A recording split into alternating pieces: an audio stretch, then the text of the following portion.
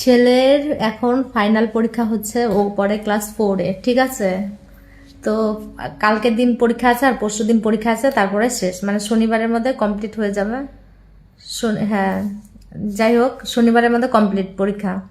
তো আমাকে তো তোমরা যারা আমার ভিডিওগুলো দেখো তারা তো জানোই যে আমি কোথাও ঘুরতে টুরতে যাই না, সবসময় ঘরেতেই থাকি। ঘুরতে কি যাব, আমার বর বাড়িতে থাকে না, আর হচ্ছে কি আমি আর আমার ছেলেই থাকি বাড়িতে। তো আমার সেরকম ইচ্ছাও করে না কোথাও ঘুরতে যেতে। তো এখন তো 5-এ উঠে যাবে, ক্লাস 5-এ উঠে যাবে, তো পড়াশোনার চাপ বেড়ে যাবে। তাই ভাবছি যে ওর 5-এ ভর্তি করানোর আগে কোথাও গিয়ে ঘুরে আসি, মানে একটু দূরে, যেখানে আর কি গিয়ে ঘুরতে পারবো, থাকতে পারবো, দেখার মতো জায়গা আছে। তো তোমরা কমেন্ট বক্সে আমাকে বলে যাও তো যে সেরকম জায়গা কোথায় আছে, ভালো জায়গা যেখানে বাচ্চাকে নিয়ে যাওয়া যাবে, ছেলেকে নিয়ে যাব।